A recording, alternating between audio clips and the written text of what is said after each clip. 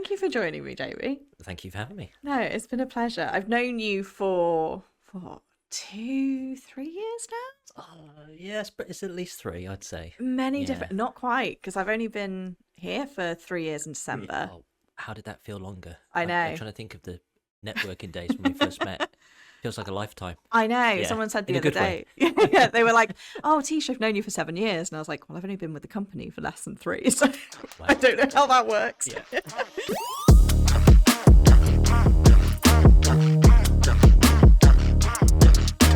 But I've known you through many different lifetimes of career for you. So what are you doing now? In only 3 years. God, Yeah. that says a lot, doesn't it? All good things. Yeah. Well, I like to keep busy. Yeah.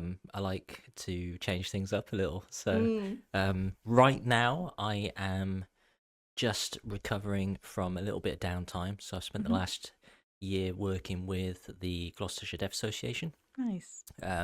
doing a charity role that I never ever planned to do, but by I don't know chance or otherwise, I was there and I offered to help when they needed some help, and then I got stuck into that. Really enjoyed it, but it wasn't really the thing that I wanted or needed to be doing. So Yeah.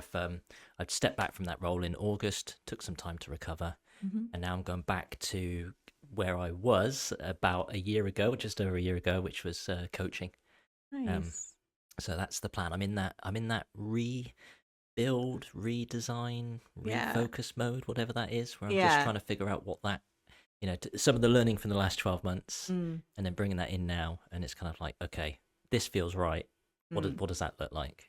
I think that's such an important stage to be in as well, because with networking, you meet so many different people, so many different business owners, and everyone's had a really different route into it. And I think one that's really common is people find a product or a service and you just run with it without really figuring out a plan. And that's kind of what we've done to an extent. Of Josh was really good at video and photography. He sort of built a business around that, and now we're having to do the real hard work of taking it back, structuring it, coming up with proper strategy.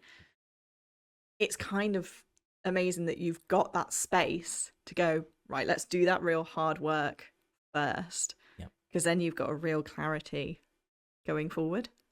Yeah, I hope so. I mean, Josh is pretty awesome at what he does. He's pretty good.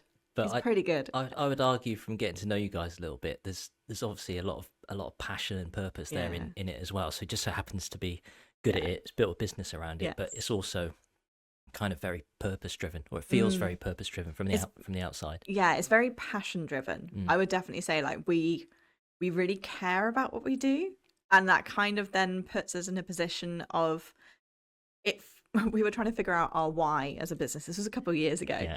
And we couldn't figure it out. And the way that we figured it out was, what annoys us about other people. And we were Yeah. like, it really annoys us when we see really good people get given really rubbish content. And it was like, okay, so our why is like, we want to make the best for the best. Yeah. We care about our clients and we want them to have good quality stuff. Yeah. So that's why we're doing it, to kind of get rid of all the rubbish people. Yeah. Yeah, and I resonate with that as well. Yeah. I think you look at some of the leaders that I've had in my career, places I've worked. I've looked at. I never really knew what I wanted to do. What are my strengths? Where do I succeed? I'm someone who's really bad at taking positive praise, and But you're very good, Jamie. Thank you. Awkward, thank you. We're gonna work on it. Yeah, I'm still trying to work on it, but I think for me, when people were saying, what do you want to do? Where do you want to go? What do you want to achieve? It was really difficult to answer that question. But like you just said, actually looking at the things, well, I know I don't want to be like that. I know that really irritates me. And you look at the leadership we've got in the world now, without going too deep, but the world is struggling with good human leadership. Yeah. There's a lot of, rubbish and garbage out there, right? It just needs a bit of humanity. Yeah. Really. And I'm looking at those things and going, okay, well, I don't want to be any of those things. And, I never actually wanted to be a leader. Never wanted to lead anybody. What? I didn't want the commitment of doing it. I didn't want the pressure of doing it. I just wanted to sort myself out. I just wanted to be as good as I could be, and that was it. And then I sort of fell into that leadership role. And then really I just had to kept asking myself, what don't I want to be, right? I don't want to make those mistakes that I saw. That kind of feels right to me. Let's explore it. Let's see where that goes.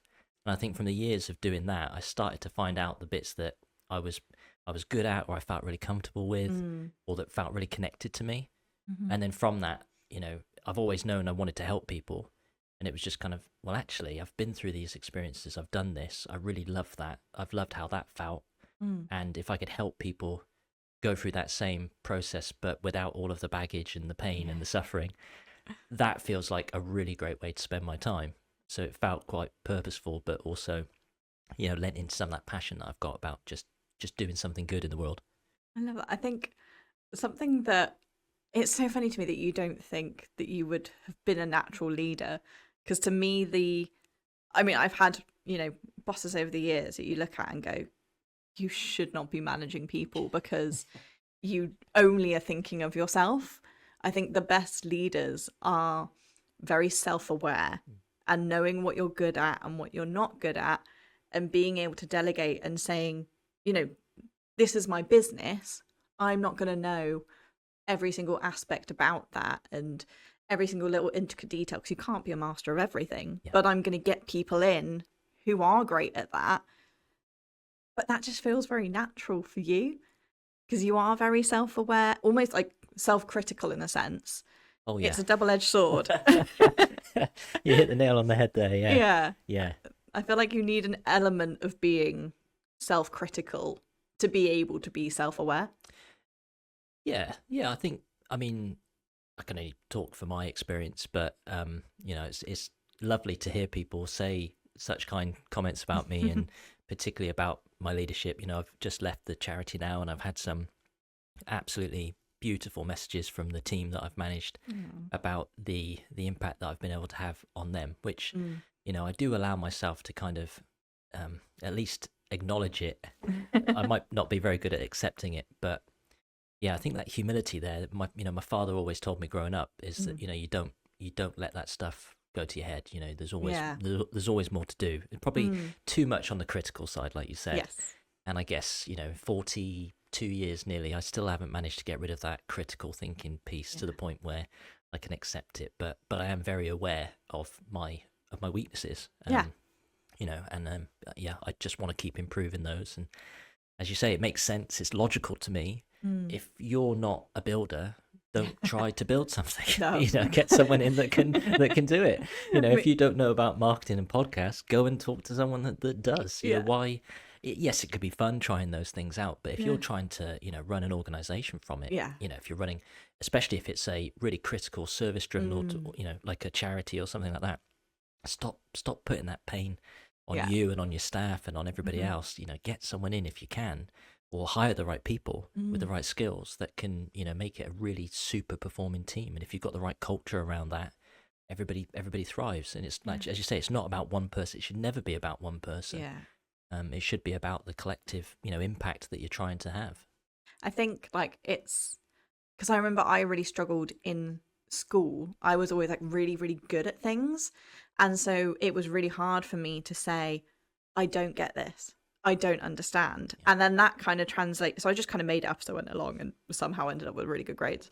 And then I came out into the workplace and it was really hard to ask for help because I was like, but I should just get this because I'm that kid that I've always just got it. Yeah. I should just get this. Yeah. But being able to say, actually, can I have some help? I really don't know what I'm doing is such a powerful thing to be able to have, because then you just grow from it and you end up absorbing other people's knowledge and skills, and that's the only way you're going to learn. No, absolutely. Well, I was the opposite at school. I was terrible at school. I did not enjoy it. I think I always found I felt teachers didn't understand me. And they didn't want to understand me. I asked a lot of questions, and because I asked questions that people didn't want to answer, I was that sort of naughty, disruptive kid. So I had two options. I either had to play ball and follow the rules, or keep asking the questions that I wanted to ask questions for, and then deal with the consequences. So I went down I'm just going to be me and keep asking questions. Good. Why can't you answer me? But I think that that asking questions and being seen to be not perfect or not knowing, especially in the world we live in now, with everything on social media, you need to Yeah. be an expert in your field at everything. Yes. You need to be living the best version of your life in every area. Well, you know what? I mean, It's not true. we're humans. There's It's so not many true. things that we don't know and we'll never know, and it doesn't hurt to just say, look, I'm really sorry. Can you just validate this for me? Can you just double, confirm this? Can I just check this with you? I'm not sure what you meant by that. And if you are in a place where people are attacking you for that, well, you're probably in the wrong place. Yeah, get out of that space. or you're working with the wrong people. Maybe they're one of those managers that shouldn't be managing. Yes. But yeah, that's a whole different story. I think I've seen that, like, from doing a lot of networking and meeting a lot of business owners, the most successful business owners were those naughty kids in school. I think, like, I don't think there's many business owners that I've met that have gone, oh yeah, I was a straight A student, turned up every single day, did exactly as I was told. It's always those people that, like I say, were asking those questions, pushing those boundaries and going, okay, you're saying to do it A way, but what about Z? Like, what about this option? Yeah. It's just a whole different mindset that, you're not just sat obeying, you're kind of sort of pushing that envelope a bit. Absolutely. Yeah, I think you need a little bit of that risk taking mentality, I suppose, but also just asking questions. Yeah. But, I mean, from my experience, I didn't know anything about running a business at all. I'd left the defense sector that I was in. I'd burnt out really, really badly. I was probably at my worst at that point. And I got a call from a guy that I'd known really, really well, and he wanted to move his company from Germany into the UK. And I had an amazing opportunity to help him do that, to start up a UK division from scratch. Wow. I did not know what I was doing, but that my mindset is kind of like, well, I'll learn. I'll just pick it up. I was scared. I was nervous. I told him openly, I don't have experience with this, but if you could give me a bit of help, I'll learn. I'll pick it up quickly. And I think you need that little bit of, I don't know, bravery. Is it bravery? Yeah. I don't know. A bit of courage to balls just, to the walls. yeah. You just go, right, Yeah. well, you know what? I'm either going to fail, and then I'll learn from it, or it's going to go really, really well.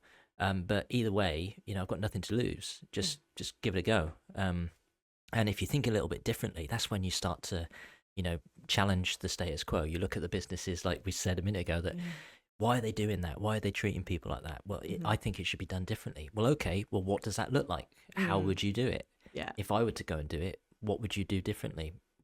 And what would you change? How would you recruit people differently? How would you offer the different service? How would you ensure this, that, and the other? And that's how you start to create different businesses. So yeah, I think it's difficult when you've been in a business that's worked a certain way for so long, and you do have to start asking those questions. Because I know a lot of the people that you're sort of planning to work with are at that kind of burnout point where it's a critical choice whether they kind of redirect everything they're doing or just look at things a slightly different way.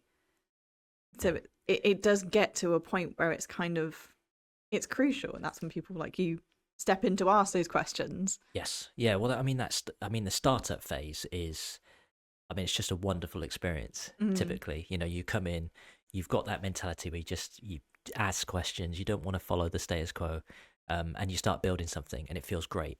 And then if it starts to spiral a little bit and gets bigger and bigger and it goes, that momentum sort of carries you. And then before you know it, you're working, I don't know, 17, 18, 20-hour days. You're working 7 days a week. You're doing everything from, like post room, marketing, sales, admin, finance, the lot. And that excitement and momentum sort of carries you a little bit because it's all new, it's all exciting. And then before you know it, if you don't look after yourself, if you don't put the right habits in place and you don't let go of certain things where you can and recruit in a mindset where you're kind of looking post that startup, you're trying to look a year, 2 years, 3 years ahead and go, okay, how do I stop myself from becoming a day-to-day integrated firefighter in my organization?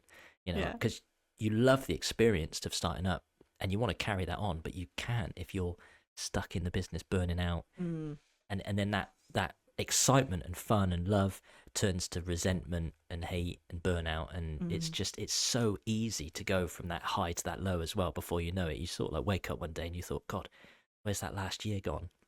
And why can't I get out of my business? Like, why am I stuck behind the desk 5 days a week? And why am I still working weekends? And why am I still driving to UPS to drop off shipping packages? I should have given that to somebody else. Yeah. But it's just so easy to do if you're not looking 1 or 2 steps ahead. Yeah, definitely. I think you come from a very different perspective where you've lived it. You've been that person that in your previous business you were, really putting yourself through the ringer until it got to a breaking point, really. And I knew you at that time, and it was kind of heartbreaking to see you get to that point, but really, really worthwhile to see you out the other side, having real clarity about what you wanted to do. And I just want to say it was really lovely to see, but it takes a lot of bravery to go, this isn't right for me anymore. Something needs to change. Yeah. Well, thank you. Yeah. Yeah. I mean, it's sad really, because I see so many people that you just get stuck and you feel stuck and you feel powerless to do anything about it. I mean, there's a reason that the biggest killer of men over 45 is suicide, right? Yeah. You go down a rabbit hole. You mentioned Josh a minute ago. You sort of, well, I'm pretty good at this, I'm going to start a business. Well, if that's how it starts, and then that business doesn't quite go the way you want it to, or that the startup phase turns out into firefighting phase, and then you just sort of become indoctrinated into that way of working, and you can't see the wood from the trees. You don't want to pay a coach or anything to work with, because that takes time, it takes money. So you need to be in the office earlier, you need to be doing more. And yeah, I mean, I've done it, I've lived it, I've gone through it, both as an employee and as a founder of a business. I had some personal challenges on there as well. I lost my mum in that year, on top of our best ever year in the business. The pressure to grow and continue growing and maintain that was just unbearable. It wasn't even, negative pressure in a way. People are saying, oh, I'd love to have that pressure of growing a business to 10 million and expanding it and everything else. But it was, when you've got nothing left, when every ounce of you just feels dead inside, it is really hard to kind of turn up, lead a team, and think about scaling a business or even just getting out of bed in the morning. It's really, really hard. So it took everything I had. But it was just really, really clear to me. You saw it. People around me were saying comments to me. People are very good at seeing it. And I'm much better at seeing the signs now. But I still go into that sort of hide mode. Yes. Where you're very good at shutting everyone out. I'm terrible at asking for help. A lot of men are really bad at asking for help. And I think, right, if I just avoid everybody, I'll feel better. But actually, it's well documented. You feel 10 times worse, and the only voice you have to reason with is your own voice in your head. And they're not very kind in there. It's not very kind, no. And the reality in your mind is very different to the reality that's actually happening in your life. So it's really, really important to have those people around you. Yeah. And I had it with you. I had it with other members in the networking group where, even in that moment, I could turn up. I could still be myself. I could still be vulnerable. I could still be honest with people. And yeah, we were work acquaintances or whatever you want to call it, but actually I think I made some really good friends from those networking groups. Definitely. And as a founder of a business, especially if you're a solo founder, you need that. Yes. You need those people that you can be honest with, that aren't gonna use that against you or hurt you with it, but they're gonna sit there and they're gonna back you up when you need it, and you can do the same in return, because it is a really lonely place to run a business on your own. Definitely. And I think it's really important that we do talk about the crap side as well. Yeah. It's like, yes, working for small businesses and owning your own business is an incredible feat to have, but like you say, it's really lonely and it doesn't always go well. You have months where it's really quiet and you sit there going, I've got real bills to pay. Like, we're responsible for mortgages and keeping people alive, basically. It's not easy. No, no, it's really tough. And then if you're unlucky enough to have a member of staff sort of take advantage of that, Yeah. and they Yeah. start to, for whatever reason, whatever's gone on with their life, they start to, cause issues or problems. And then that feels even worse, because then you think, well, hang on, I'm doing everything I can to try and help these people, to try and be a good person. They've taken advantage. Right, what do I do? Right, I shut everything down. Yeah. I get stricter. I start changing the rules. Yeah. I start becoming what all the other big Yes. multinational big corporations are, and I just become this rule-based, antitrust, anti-human organization, which is all about just turning up, being a cog, clocking in, clocking out, going home. And we don't want that. No. That's not why we started the business in the first place. Yeah. We've got that passion and drive to do something different. So, holding on to your humanity through that process, and trying to see the good in people and see the good in yourself, Yes. and dealing with all the pressures, the financial, everything else, it is really, really tough. Really tough. I do think networking is a great thing to have for small business owners, because, like you say, you do end up forming friendships and having that support network. That I remember there were days in our old group where you would turn up and you were like, I don't have it today. Like, it's just not a day. That's my 60 seconds. Yeah. Would love to have a chat. And you'd sit down, and that was all it needed to be. Yep. Because it just gave us all an insight to actually go, you know what, we can all be a bit more vulnerable to each other and show that we are human beings. Yeah, absolutely. But it's having the right, it's having the right network as well. Yes. Because there are some groups out there that are not that open and supportive. Yeah. They're quite, rigid and structured. They have their own way of doing things, but it's got to be somewhere where you, in your gut, if you can open up and you can be vulnerable in those situations. Yeah. I don't see many men do it still, even today. But from my experience of doing that, and I spent many, many years. The reason why I'm so open about that stuff is I spent many years as an employee holding all that in. And that was the point, in my life where I got to the point where I'd given up. I'd given up completely. So holding all that in took me to the darkest place of my life. So I'm very, very adamant now that I let that stuff out, and I'm honest about it. Even if I don't want to be, I'm honest, because it's better to have it out there. And in my experience, I had conversations with people in that group who, as you say, then came forward and said, look, actually, I'm struggling as well. Yeah. I've never told anybody this, No. but I'm really struggling with this. And the conversations you have then have then led to friendships that have been there for a couple of years now, and when they need help, you're there, and vice versa. And that level of support is just, it's a major lifeline, particularly for those business owners. Yeah, absolutely. I think it's very right that in men it's completely different, because women, we very much project outwards a lot of the time. If something's wrong, you're going to know about it. But so, like, all my female friends, we have an issue, we call each other and we're like, oh, do you know what, I'm just feeling a bit crap today, can I just rant to you for a little bit? Or, like, even like my husband at home, I'll go home and be like, I just need to rant to you about this because it's really getting me down. Or if there's something wrong, you'll just go, I'm just gonna put this out there. But then I think to my male friendships, and I really have to be the person to be like, are you okay? Yeah. Like, I've noticed something's not quite right. And the first thing they'll always say is, oh yeah, no, I'm fine. And it's like, you're not. Yeah. You're really not. Yeah. So it's really hard to get them to open up, and they don't tend to open up to each other. And I'm quite lucky that my friendship group, all the guys are very emotionally aware, and they do talk to each other, which is lovely. But it has taken a lot of the wives going, please talk to each other. Please, for the love of God, just chat to each other, pick up the phone and have a chat, because that's all it really takes a lot of the time, is just to talk about it. I suppose that's a lot of what you're trying to do with your coaching, because that is more aimed towards male business owners. Yeah, I think there's sort of two things that I'm trying to do really is that self-awareness, like you say, is making them really aware of who they are, how they operate, the strengths, the weaknesses, and just be honest with themselves if no one else.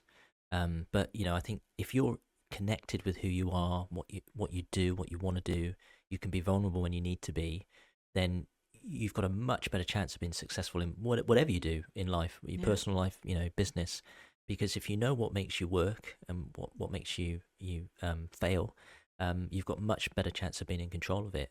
But secondly, I think for any like aspiring, leaders or people that want to go out and do this and think, I'm capable of doing something, but I don't know what that is, or I've got something in me, and I keep asking these questions and nobody answers them, and why does the world work this way, and why do these types of people, get voted into government and run department and this, that, and the other, and you think this just can't be right, and it isn't.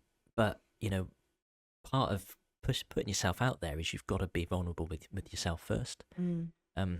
So I think the more that we could ask those really, really difficult questions, and the more that we could create these spaces, whether it's networking groups or just friendships or businesses that actually, support and encourage those core human values about, respecting one another, being able to debate and have conversations with one another and understand different points of view.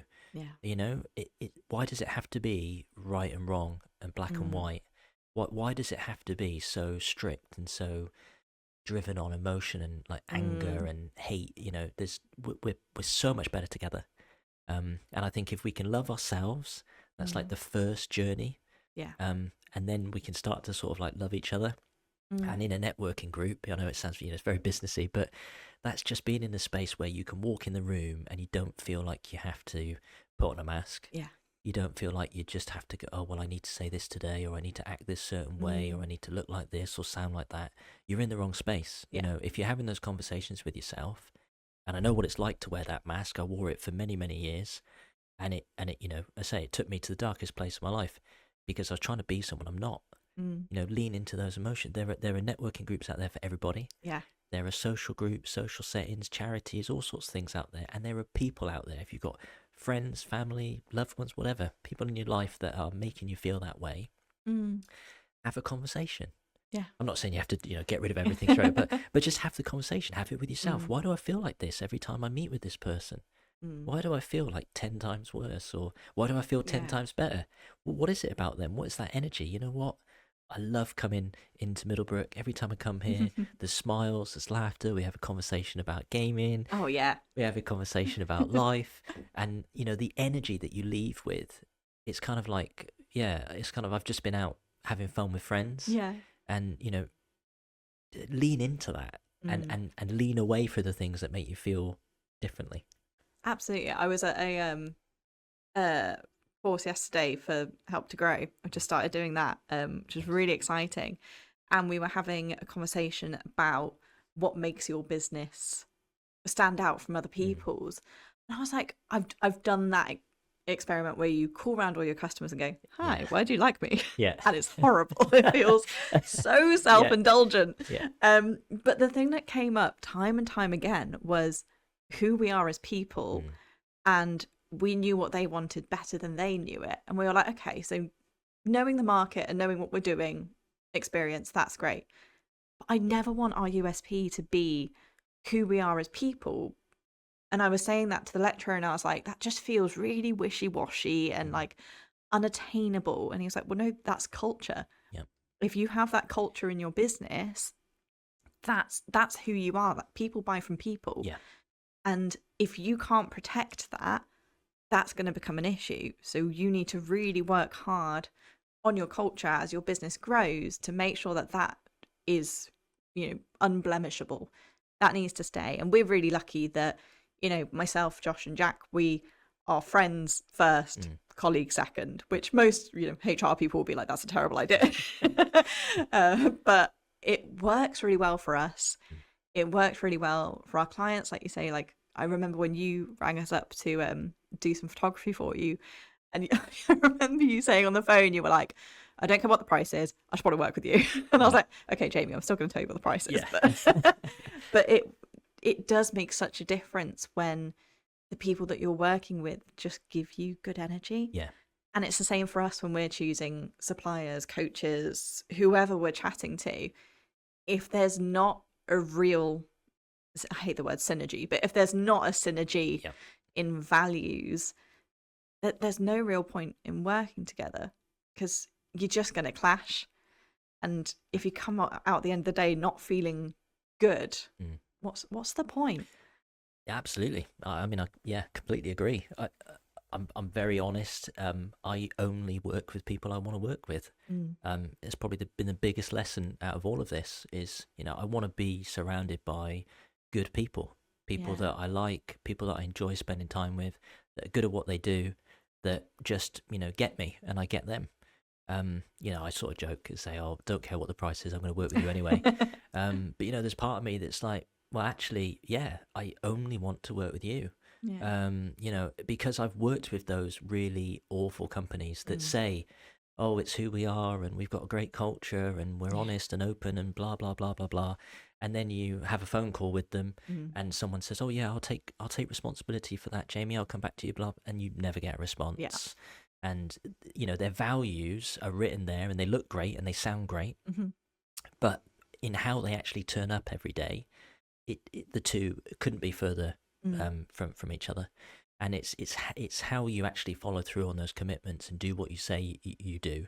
It makes all the difference. So when you find an organization, I say an organization, you find those people that just happen to be called Middlebrook or whatever the name is, because at the end of the day, the company is just a group of people. Yeah.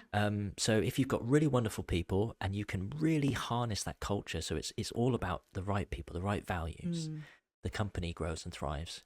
You just need one really bad apple to come in. Yeah. And again, I've gone through that multiple times where we've hired based on what we thought was the right thing, and within days the toxicity is taken over, and it's really obvious, and you kind of need to cut that out really, really quick. Yeah, because it spreads. Well, yeah, we made a mistake. Okay, we need to fix that, which is horrible. That's a really rubbish side of leadership. You have to make those really horrible, crappy decisions. But it will save your organization, because if you have a culture like that, it is still really rare. Yeah. It's still really rare. And you see it a lot in smaller businesses, but why can't we see that in bigger businesses? Yes. That's the thing I want to see. I want to see good leaders, because so many people, as you say, oh, it feels a bit weird to say this, or it feels sort of a bit icky. Well, it feels icky, I think, because all these big businesses say it all the time. And they don't follow through. Yes. So it's become synonymous with these corporations that are just throwing around marketing buzzwords, and it doesn't mean anything anymore. But it does, for us that, do it every day and turn up every day with that passion. It means everything to us. Like, we really, really mean it. But how can we make it so infectious that the next generation of leaders and those people that maybe shouldn't be in leadership positions, or maybe don't have the right training, can actually start to put some of that into practice and make a much bigger difference in the world, because there's too much of that sort of alternative leadership out there at the moment. I think the thing that always comes into my mind when I think of companies that have those buzzwords of like, yeah, we're great, we're really fun, is just like Google HQ, where there's like bean bags and just everything everywhere. Beer fridge. Yeah, absolutely. And where it's like, but we have a beer at 3:00 in the afternoon. We did nearly instill that in this office. It was close, and we decided it probably wouldn't be good for our health. But it is hard to say. You can look at all these businesses that are doing fantastically, monetary wise. You look and go, God, we want to be that. We want to be getting this kind of kit. We want to be able to spend this amount of money on this. We want to do these bonuses, blah, blah, blah, blah, blah. But we had a chat today, actually, going, we were trying to figure out like our perfect customer profile, because it changes as well. As your business grows, it completely changes. We were like, we really need to reset these apart.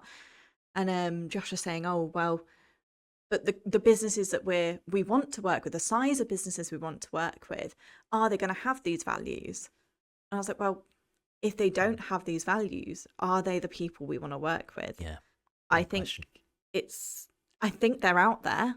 Yeah. These unicorn companies that have, budgets and marketing budgets and the size that we want to work with, that still have core integrity.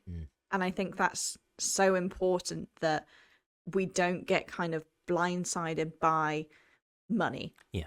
And because, you need money. It's a business. Money needs to come out. Money needs to go back in. It's how it works. But if you don't hold on to those real core values, you're going to lose the thing that people are buying in the first place. Definitely. Yeah. Well, if you're just there for the money, you're just transacting, well, what's the difference between you and anyone else? Yeah. You just get replaced by another 100 companies that come along doing exactly the same thing. If you've actually got those values that you live and die by, Mm. that are the core, that flows through your organization, that's the difference. Yeah. That's why people would come to you, because they connect with your style, your mantra, your personality. That's why they come and work with Middlebrook. Mm. As opposed to, oh, they're just transacting this, that, and the other, it's X amount. And there are people out there that just want Yeah. to do that. Absolutely. But if you really want that to mean something for you, and that's what feels right, and that's what drives you, and I think once you get to know that, and that becomes really clear, you start to market in a way that aligns to your values. You Yes. start to recruit in a way that aligns to your values. You lead in a way that aligns Yeah. to those values. So you have, and then also the pressure is also on you as an organization to then maintain that.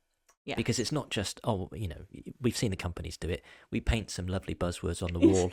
There we go. There's our values. We don't need to look at that again until we need to repaint the wall in 3 years' time. No, values are constantly being tested. They're constantly being challenged. And you'll have situations where you say, this is our ideal customer. We only want to work with these people. And then out of the blue, this client will come along who will ring you up and complain twice a week. They'll pay you late. They'll do all these other things that go directly against your values, and you continue to deal with it, and you continue to allow that, and then your other clients or your staff will look at that and go, hang on a minute, I thought we had these values, I thought this is who we were, but we're allowing these people to treat us like this. And I think part of that sort of courageous leadership is being able to go, I'm sorry, I know you're paying the bills, but this doesn't align with our values. We can't be paid on 90 days. It's not acceptable to ring up and shout at our staff and do this, that, and the other. We actually don't need to work with you anymore. But yeah, it is a fine balance though, isn't it? Because like you say, you need the money coming in. But I think once you know who you are and you can attract the right customers, it allows you then to get the headspace to get rid of the ones that maybe, are better suited for someone else. Absolutely. And I think because I've never really been in much of a leadership management position ever really in my career. I mean, I'm only 28 now, so I haven't really had the time to build up to that level. But even though we're a team of 3, because I am the client facing person, I've become really protective over both Jack and Josh when it comes to client feedback. And it's normally down to like editing and things like that, where I almost become like the gatekeeper, where I kind of feel like if a client does come with some feedback that really isn't fair, I do end up kind of filtering it and then giving any feedback that's constructive. Yeah.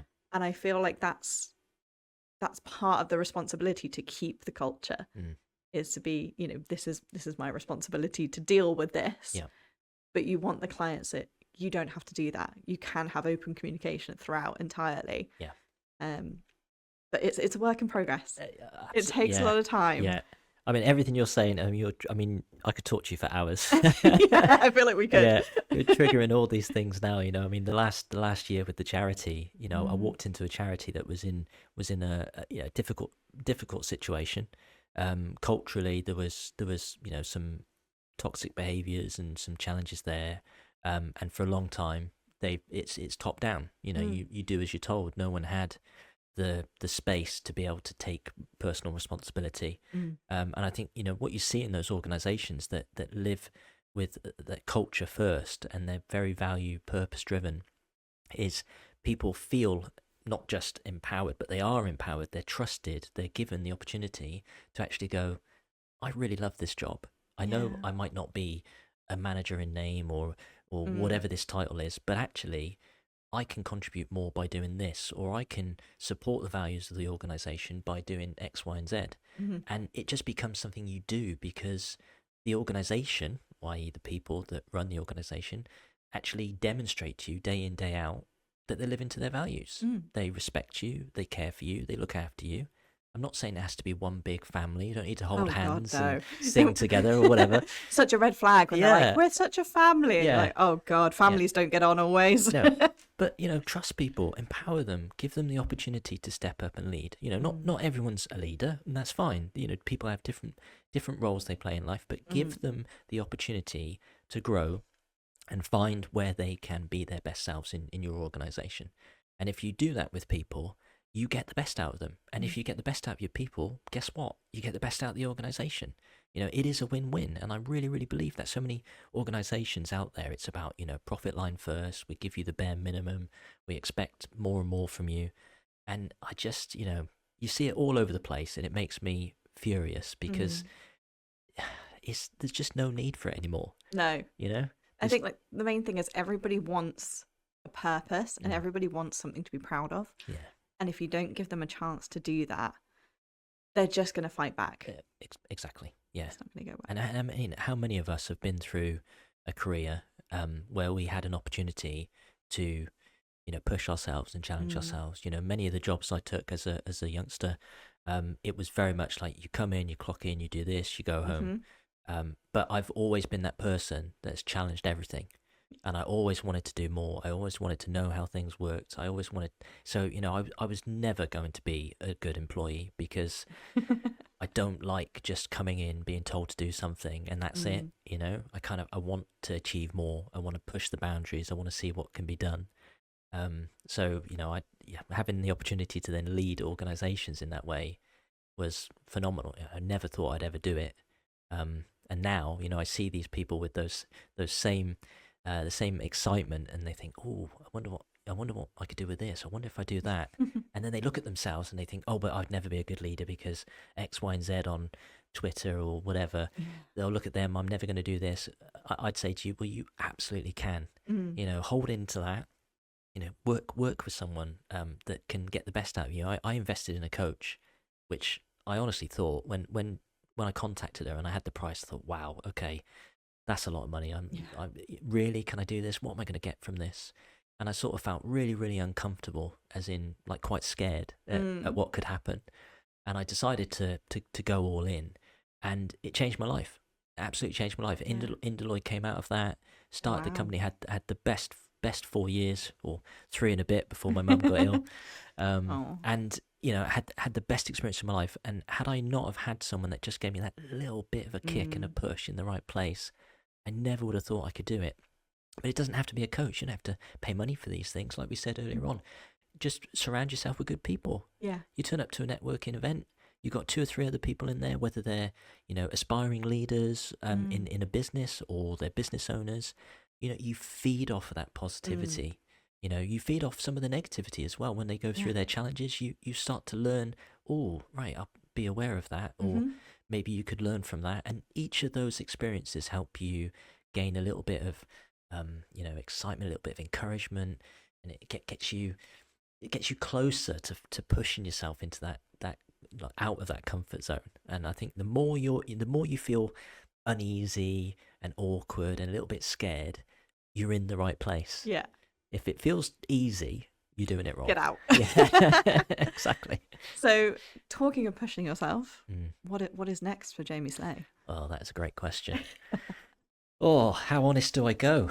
However much you want to go. Well, I mean, I'm still 42 this year, which I still feel young, even though my body hurts. I've started making weird noises when I stand up now. It's not good. Yeah. The knees make some very strange noises these days. I don't know what's going on. But I mean, I've just spent the last year with a charity. It was an unbelievable experience. I mean, it was probably, without a doubt, the most heartwarming, emotive experience of my career. The people I've worked with, the deaf community I got to meet and be part of, learning sign language was just phenomenal. Absolutely, I'm still in awe of you for that. Oh, I need to get onto level 2 now. But it was also brutally challenging. And I kind of went off my path a little bit. I was really clear when I left Indoloy that I wanted to help people, and I wanted people to have the best opportunity to thrive as leaders, to bring some good human valued leadership into the world without having to go through all the pain and suffering that I've gone through. So, kind of like help people, fast track Yeah. the path, I suppose. Skip over those bits. Yeah. And then I was presented, as the universe tends to do, go, okay, well, if you really want this, here's an opportunity to help a charity that really needs some help. And we know that you're a people pleaser and you struggle to say no. And I kind of said yes. And I don't want to take anything back, because I've learned a lot from it, and I've made some friends, and I've had an amazing experience, but also it's really kicked my backside, emotionally, physically, absolutely drained. And that's just a year. And I take my hat, so I cannot tell you the amount of charity leaders I've met in the last year that I am just in awe of. Well, you're fighting an uphill battle the entire time. I say I want to help these leaders avoid burnout, and that's where my heart is at the moment. Is I'm in this space where, I thought, well, I'll take my business experience and I'll help people with startups. I'll help people lead with purpose and resilience, and I still very much want to do that. But the exposure to the charity sector has shown me a whole group of people that need that help more than ever. Yeah. And, I just love helping people. I'm at my best when I'm doing things for others. It's my dad's fault. I blame him for all of it. And it's kind of, there's something there around, I'm definitely coaching. I'm definitely mentoring, coaching. I'm helping people who are leading businesses now, or want to lead, or thinking about getting into business, or managing teams that want to do it with purpose, with resilience and good human values. I think, we need good leadership in the world, and I want to support that in any way I can.